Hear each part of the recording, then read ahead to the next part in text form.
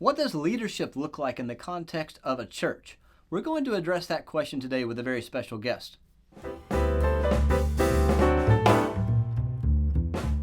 Hello, welcome to Clarity and Brevity. Today I have a very special guest, Dr. Kent Hughes, who's a seasoned pastor and former seminary professor, and we're going to talk about leadership today. So Kent, welcome to the channel. Brandon, thank you for having me on. Looking forward to this. So let's jump right in here. A lot of people talk about leadership, maybe management styles and so forth. Now, you've got a lot of experience as a leader. Could you talk about some of your background in leading a church staff and what leadership looks like in the context of a church? Yeah, let me just give you a brief history of my ministerial leadership and experience. During the 60s, I was a youth pastor, and this was in Southern California, and grew to have a substantial youth group and collegiate ministry. And so I did that for a decade, and then I was a founding church pastor for about 5 years in North Orange County, and then a college church for 27 years. And so I've done leadership with volunteer staff, obviously, as a youth pastor, leadership in founding a church, and then leadership in an established old church that's 180 years old today or something like that. So I've done those kinds of things. And some of the principles that I learned is that when I added staff or took on staff, I had one assistant when I was after I'd founded that church in Southern California. And then when I was at college church, it grew from about 3 to about 10 full-time people working with me at college church.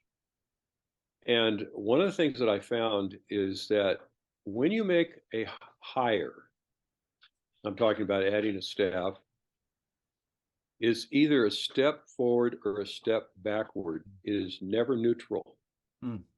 A new staff member either adds to the ministry or detracts the ministry. And if they say I'm just holding their place, they're going backwards. So you need to be very careful about your hires. And I can say something about that in a little bit. But what I did is that it sounds like self-deprecating. It's not. I tried to hire people that were superior to me. Now, I was senior pastor, so I wasn't hiring people that wanted my job, but were very competent in themselves for the skills that they had.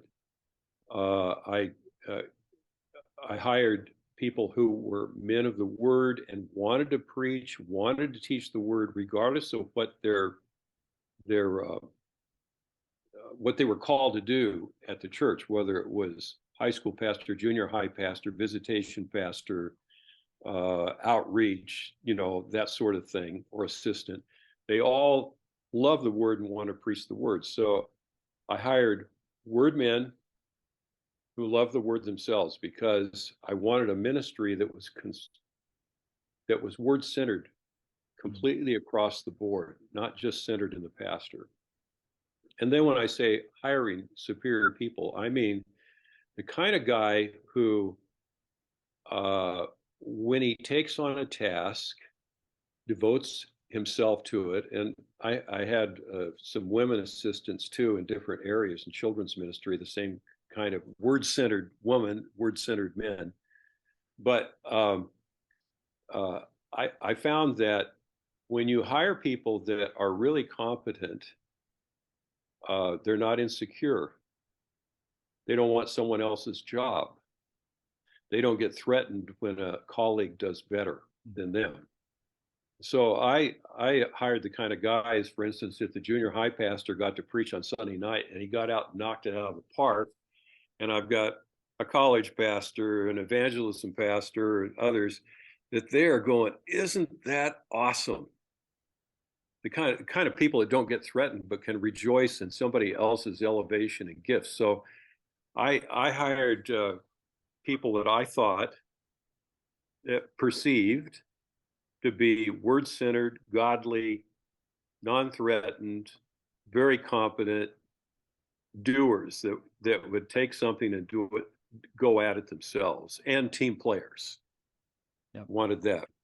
I mean, the analogy for that is that you got the Chicago Bulls. Say you got 5 good players. Well, you better have 3 guys on the bench that can play well too, that can come off the bench into it. And when they come off and play well, the starters say, "Isn't that great? Thanks for those 10 minutes. We wouldn't have made it without you." You see what I'm saying? Yeah. Yeah. So that kind of team thing. Whenever in the context of a larger church, whenever I hired someone, or when I say I hired, it had to be corporate. It wasn't me, Mm. but whenever we hired someone, it came in different ways. They'd be suggested to say there was a search committee for a particular pastor, or there wasn't a search committee. Someone gets recommended. I would interview them personally. I'd have the elders in mass interview them personally. And when we got that far, I'd also have my key staff members meet with them and talk with them. If they were married, I'd want to meet their spouse, be in their house, not somewhere else, but in the house with their spouse, and see how things are in the house, see if she's truly supportive, or he, however it would be. So very rigorous about that, because when you hire someone, it's either a step forward or a step backward. Now, I'm doing an awful lot of quick talking. I really invested in my colleagues.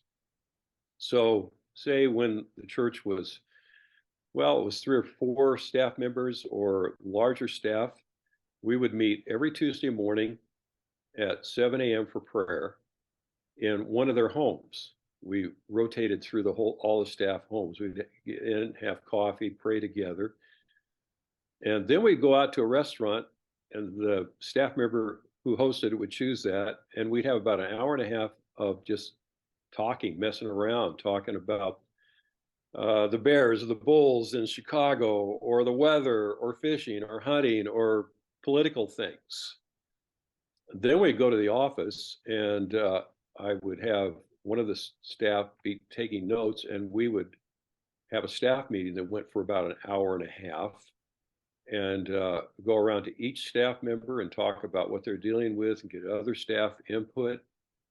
And then those notes would be duly published by noontime and go around to everyone with what they needed to do, and then off on that day. So that was weekly with my staff. And then I always had my office open, that whatever I was doing, they could come in. I left that even in, well, Fridays might get a little heavy when I'm in the middle of sermon prep, but really accessible. And then on top of that, we went on 2 staff retreats a year in which we did no business. All we did was pray together and play together. And we were in Chicago, and we had a place available in Lake Geneva, Wisconsin, a beautiful old home. And the church would pay for our food, and we got the place for free. The church would pay for babysitting for the ones that, had children at home. It wasn't a huge investment by the church. And we would have an inductive Bible study every morning, and then we would pray over one of the couples, have them share their prayer requests. Then in the afternoon, it was completely free to hike, play basketball, golf, shop. And then the evenings, we'd have takeout or takeaway, or maybe go out to dinner, and then we would mess around in the evening. So it was all, no business could be done. Well, that was just massive on building staff relationships. I mean, praying together, playing together, enjoying each other, getting to know the other staff spouses. And so my guys that I had, it wouldn't be right for me to name them, but they are all over the country, and they are wonderful preachers having a great ministry where they are. I'd sit under any of them. I can name about 10 of them. I can tell you geographically where they are, but yeah, I can say that In California, there's a couple in Chicago area. There's one down in South Carolina. There's one in New England. There's some in the city of Chicago. Uh, so West Coast, East Coast, Midwest, doing great jobs today. So you're talking a lot about the fellowship aspect and being on the same page. Now, Yeah, one of the things you mentioned was rejoicing with that they can rejoice with those who rejoice, and you can surround yourself with people who are competent. These sound like Christian distinctives in some way. Is there a distinctively Christian leadership or team style on a church staff?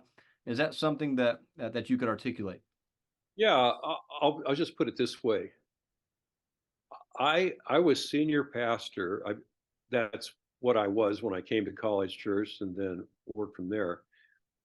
And this is honestly from my heart. I did not consider my senior pastor position more important than any of my other staff members' positions. And just to give you an illustration of it, you can say, well, you're preaching to the congregation week after week. You know, everybody's there, so to speak. And so, yeah, that's really important. I'm not so sure that what's going on in junior high department with junior high students who are in such a tender Mm. age and open to the gospel isn't the most important thing going on in the church.